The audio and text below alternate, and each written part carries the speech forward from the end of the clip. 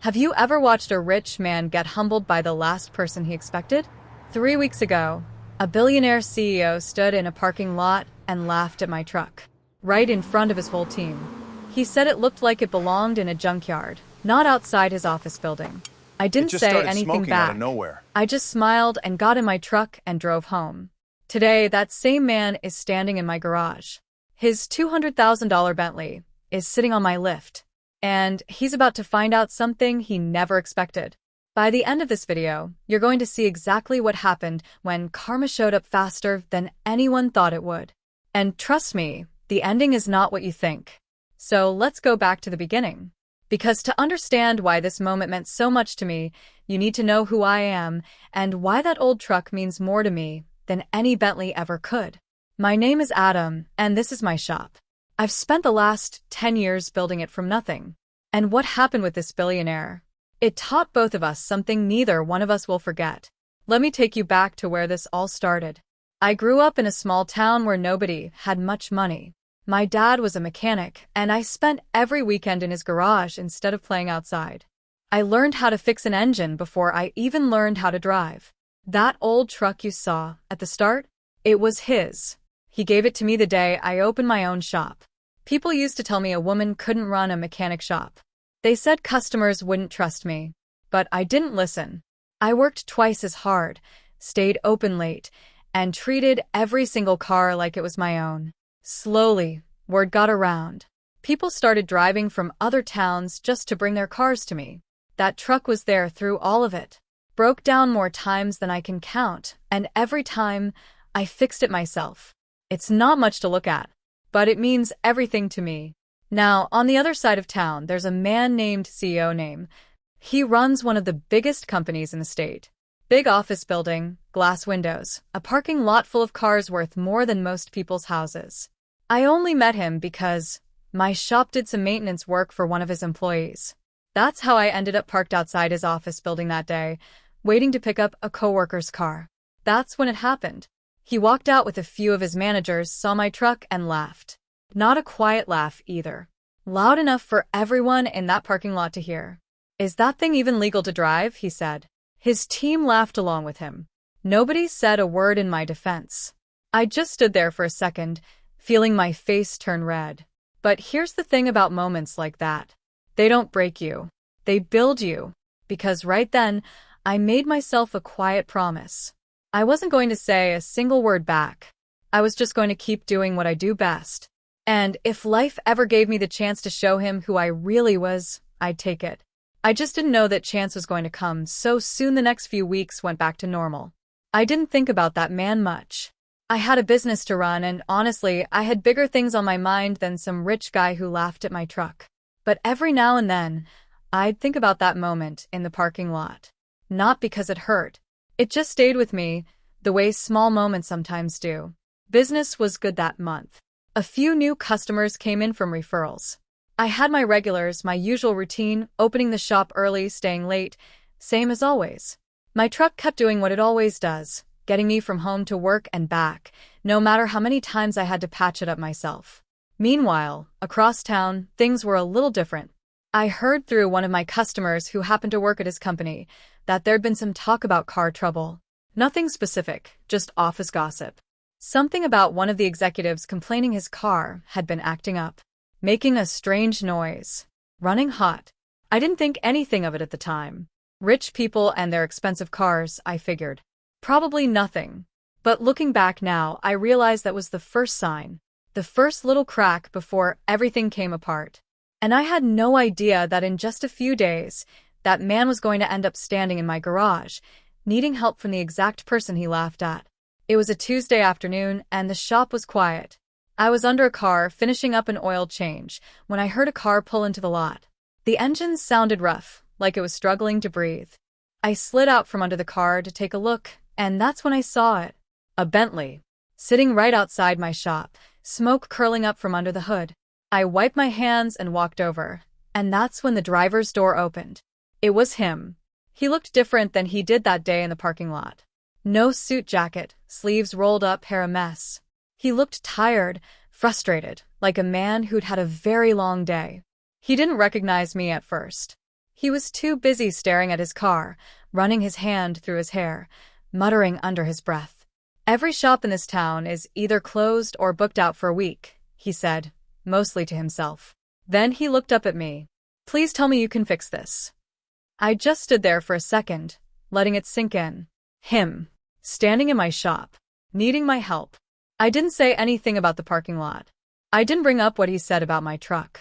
I just nodded and said, "Pop the hood, let's take a look." That's when he really looked at me.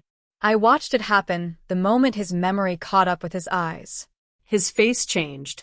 He remembered exactly who I was. "Wait," he said slowly. "You're the one with the truck." I gave him a small smile. "And you're the one who couldn't stop laughing about it." Neither one of us said anything for a few seconds. Just stood there in that awkward silence, him realizing exactly where he'd ended up, and me trying not to smile too much. He didn't say anything right away. He just stood there, looking at his car, then back at me, like he was trying to figure out what to do with the situation he'd landed himself in. "Look," he finally said, "I know this is awkward, but I really need this car fixed. I've got a flight in 3 hours." I walked over to the hood and popped it open. One look inside, and I already knew what was wrong. Overheated engine, a belt that had been slipping for weeks probably, coolant leaking slow enough that nobody would have noticed until it was too late. Classic case of a car that looked perfect on the outside and had been ignored on the inside.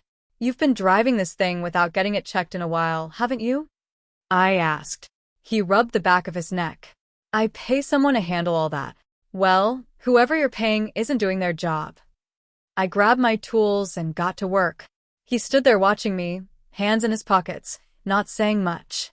I could tell he didn't know what to do with himself. Rich men like him are used to people either serving them or avoiding them. They're not used to just standing around, waiting. About 20 minutes in, he finally spoke again. "I owe you an apology for what I said about your truck. I didn't stop working. You don't owe me anything." "No, I do." He sounded more serious now. "I was having a bad day, and I took it out on you. That wasn't fair." I straightened up and looked at him. "That truck belonged to my father. He taught me everything I know in that garage. It's the reason I have a shop at all." I paused. "So, when you laughed at it, you weren't laughing at a truck. You were laughing at everything I built to get here." He didn't say anything for a long moment. Just stood there, letting that sink in. I finished up the repair about 10 minutes later. Tightened the belt, topped off the coolant, ran a full check to make sure nothing else was hiding underneath. The engine turned over smooth, no more smoke, no more strange noise. Good as new. He watched the whole thing in silence, hands still in his pockets, like he wasn't sure what to say anymore. "That should get you to the airport, no problem," I said, wiping my hands on a rag. He nodded slowly, then reached for his wallet. "So, what do I owe you? Name your price." "I mean it, whatever it costs." I could tell he meant it. He probably expected me to say some big number, figuring I'd want to make a point, make him pay for what he said that day.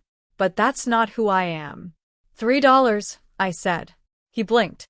"What? $3? For the coolant? That's all this really cost me." He stared at me like I'd said something in a different language. "That's it? After everything, you're only charging me $3? I shrugged. I didn't get into this business to prove a point. I got into it because I love fixing things. Your car needed fixing. So I fixed it."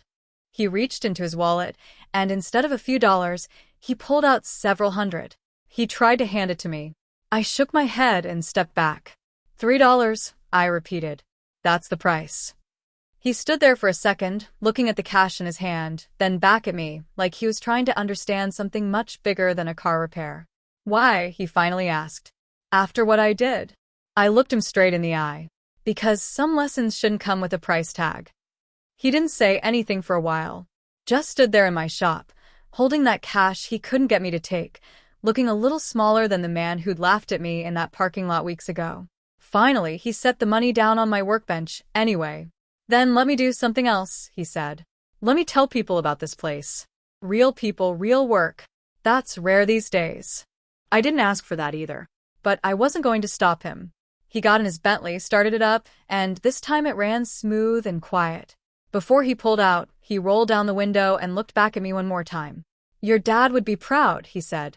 "Building all this from nothing." That one hit different than I expected it to. I just nodded because for once, I didn't have anything clever to say back. He drove off, and I figured that was the end of it. Just a strange afternoon I'd tell people about someday. But a few weeks later, his Bentley showed up again. Regular maintenance this time. Then it kept coming back, every month like clockwork. Sometimes he'd bring other cars from his office too, executives who needed work done. Word got around at his company the way it got around everywhere else. My shop stayed busier than ever. That old truck my dad gave me is still parked right outside, same spot it's always been. And most days now, his Bentley is parked right next to it. Funny how that works out. The thing he laughed at ended up being the reason he learned something. And the moment I thought was the most embarrassing day of my life turned into one of the best. If you've ever been underestimated and proved someone wrong, drop it in the comments. I want to hear your story. And if you like this one, I share stories like this every week, real people, real lessons. Hit subscribe if you want more of them.